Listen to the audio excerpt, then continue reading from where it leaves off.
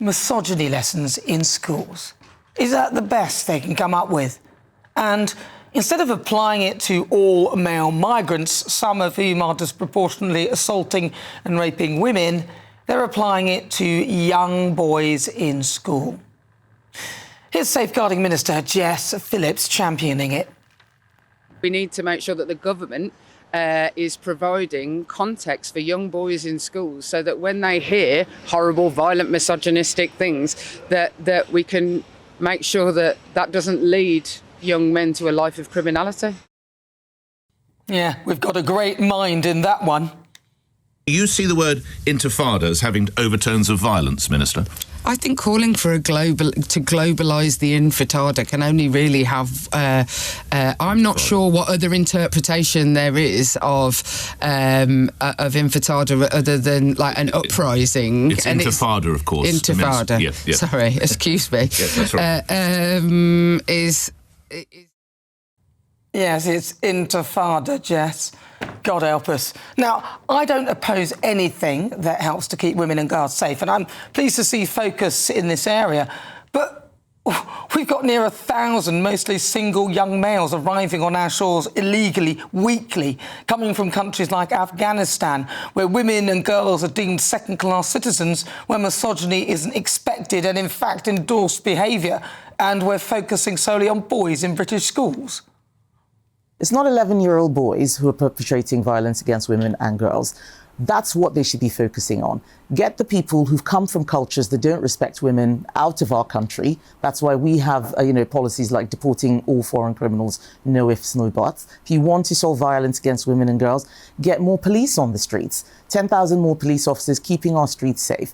But pretending that if we have a few more courses in primary school or year 7, that's what's going to fix it is just complete nonsense. What's happened is some people in Labour have watched adolescents and they think that that's how they should be making policy. Completely. Every week we hear of sexual assaults from migrants who are being accommodated by the taxpayer in asylum hotels, HMOs and the like, with nothing to do but roam the streets bored, until eventually their claim is processed and the government are focusing solely on young boys in schools. It just seems nonsense. How about when migrants arrive illegally in this country, they're not allowed to roam the streets and they have to attend compulsory lectures where they can learn about British cultural values, a bit like going to school. In December, 2 teenage Afghan small boat asylum seekers were jailed for raping a 15-year-old girl. Remember sex offender Haidush Kabatu? He apparently couldn't work out what he'd done wrong, called this country strict and couldn't wait to get back to Ethiopia.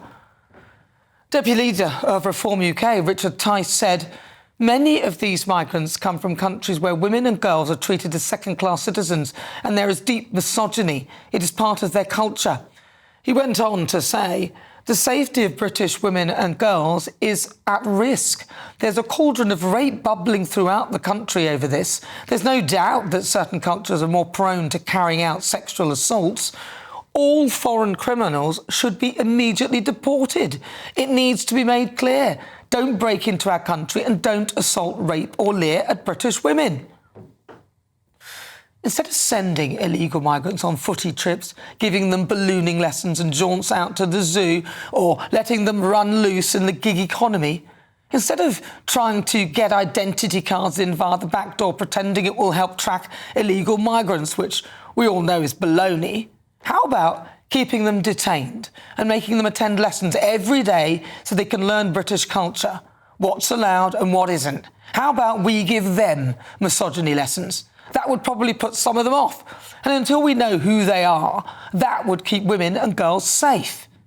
But what do we expect from a party that doesn't even know what a woman is? A woman can have a penis. Look, I don't think we can conduct this debate with, Sorry, have I offended you in some way? No, it's just... Is it transphobic to say only women have a cervix? Look, is it transphobic? Look... Is it transphobic to say only women have a cervix, David?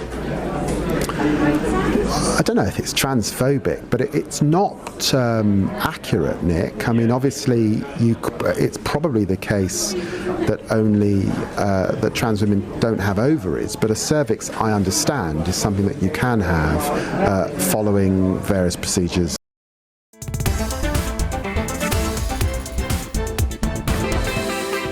There's nothing more important than keeping your money and your identity safe online. And with so many VPN options available, choosing the right one can be pretty daunting. But this video's sponsor, ExpressVPN, is making the choice easier for GB News viewers. ExpressVPN is offering up to 75% off, plus 4 extra months free. That's top-level security from just £2.49 a month, and you're covered by their 30-day money-back guarantee. So just click the link in this video's description or scan the QR code now. Remember, when you're online, you are often sharing personal data, so hackers can steal your information, your passwords, your photos, and your bank details in just seconds. But ExpressVPN encrypts your connection, making it virtually impossible for hackers to access your personal information. So why choose ExpressVPN? Well, it couldn't be easier to use. With just one click, you are protected. And ExpressVPN uses military-grade AES 256 encryption, which is the same standard trusted by the US government to guard their classified information.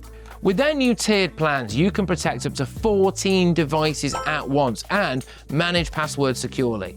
Live chat support is available 24/7, and it typically connects you in under a minute with a real person. Click the link in this video's description or scan the QR code to get up to 75% off ExpressVPN, plus 4 months extra for free. Start protecting yourself today with ExpressVPN. So I'm joined by psychologist and relationship expert Dr. Pam Spur. Pam, look, I'm hearing that they're going to give migrants, they're not going to give migrants lessons, they're going to give boys at school lessons. Now, I am not opposed to that. I think that's great. They can learn manners and all that sort of thing. But I feel that it's a dead cat when you consider the way sexual assaults and rapes have continued to rise disproportionately in the sort of asylum-seeking migrant community against British women, British girls. I totally agree with you. Any migrant coming to this country needs mandatory lessons on our cultural values. But within schools, we also need something done because, Nana, the stats are dire. 2,500 schoolgirls were surveyed this past September, and 1 in 10 of them have skipped school because they've had too much sexual harassment. 22% of schoolgirls in the North feel unsafe at school because of the misogyny and sexual harassment, compared to 16% in the south of England that feel unsafe when they go to school.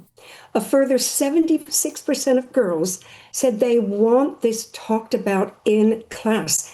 They want something done so they feel safer in schools.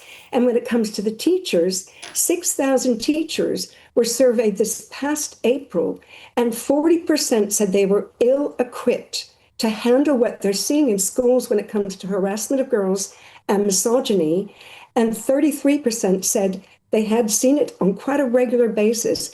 And when you realize that school children try and do their bad behavior behind the teachers' classes, yet 33% of teachers are seeing it, it shows how dire this problem is in our schools. Yeah, no, I would say I can see that. I don't disagree that we could have misogyny lessons. I think that would be great. My partner's a real gentleman. I love the man who opens the door for me and holds my coat and all those things. And I like a man who treats me like a woman, as I'd like to be treated, feminine, and look after me and protect me. And I think those sort of lessons are good, although some might argue that that's slightly misogynistic if I'm expecting that role from a man, if you see what I mean. So I think they might. Exactly. So is that wrong? What will they be teaching? And won't it have some sort of, just like when they're taught certain types of things about what a man is, what a woman is, and won't it be kind of left to the teacher's discretion, which could end up with them leaning to a certain... It would be very difficult to be neutral, wouldn't it?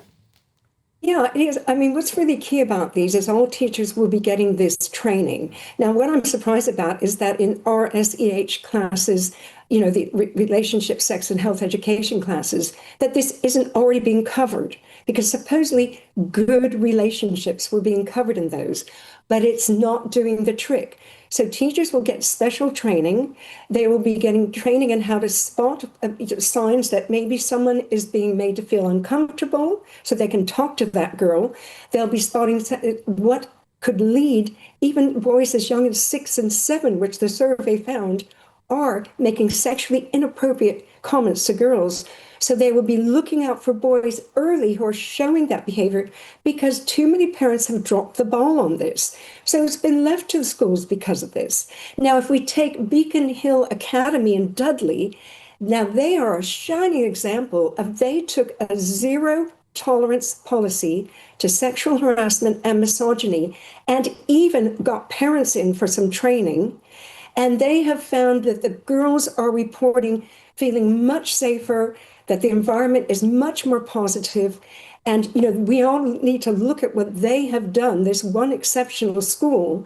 And maybe that's, if the government can get behind that, and this is what their lessons are going to do, that's going to be a good thing for our little girls. I know the harassment my own daughter went through a couple of decades ago when she was at school. And, she had terrible sexual harassment, but it's even worse now with the proliferation of online violence and pornography that too many little boys are seeing. Boys as young as 8 are seeing serious pornography, and then they take it into school. So we have to do something about it. I agree with that. Listen, I have no problem with that. I think it's good. But I find it interesting that you think that a guy sort of holding my coat and all that, do you think that's misogyny? I'm just wondering, like, somebody opening the door. Think that's because that's what I'm saying. I agree with that. But I'm just wondering, actually, some people might think that me liking a man to be a protector and all those things would seem misogynistic. Well, I don't think we have to worry about you, Nana, being a shrinking little daisy that has to be protected. And I believe that's to the individual woman to decide. If you want a man to open the door for you, you need to find one of those men who are like that, with that kind of old-fashioned values. And that's great. And congratulations on the wedding was this past year, wasn't it? I think it was engagement. We haven't got married yet, but we will. I thought you'd already got married. Well, I hope I get an invitation, Nana.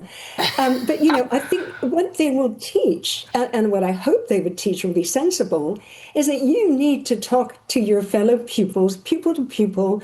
You have to understand each other and just respect where someone stands on this. So if a 14-year-old girl is looking for an old-fashioned 14-year-old boy to open the door for her, well, she needs to hunt that guy out, and he needs to, respect that and do that. What about the migrants, though, Pam? About the basic sexual harassment. I know what you mean, and I agree with that. I think most people listening and watching agree with that. I'm happy with that. But what about the migrants, though, that are coming here, some of the illegal boat migrants, some of these asylum seekers coming from countries where their culture is not really very close to ours, where misogyny is exactly, they feel that's perfectly fine, and we don't. Is it Sweden, where it was a beautiful place, and suddenly they had such an influx of migration? Now it's a place where rapes and sexual offences are rife. And I'm saying that, yes, we focus on our own boys and girls in this country, but what about these people who are housed in these places where they're staying there, they're roaming the streets of this country? Surely they should be educated. Absolutely. As I said at the top of the show, I think it's horrifying that for decades now we've had all sorts of cultures that have misogynistic values, that the woman is second-rate, third-rate, whatever, and the man comes first and the man decides, and things like Sharia courts have popped up in this country which perpetuate those sort of values that certain cultures have. We need to, across the board, stamp out Sharia courts, which absolutely trashes women's rights. If you're from a certain culture and your husband divorces you and it's through a Sharia court, you're not going to get anything. Migrants who come here need to know about cultural norms, not, as you said, go on jaunts and go whatever they do, kite flying or, I don't know, visits to a theme park. Why don't they spend the money? If they've got money, totally agree on that. If they've got money to burn, then hire a couple of teachers in each of those camps and make them sit down, find a space where they sit down and educate them into this culture, because literally 100% of them almost get in anyway. Even the ones who are meant to go back then somehow use the ECHR and end up staying. So at least for those, instead of allowing them to roam the streets, at least keep them there and educate them. That's the best we can do for now. Pam Spur, always a pleasure. And yes, of course you're invited. You're invited. That's a lovely Pam Spur. There she is. She's a relationships expert and a psychologist. Right.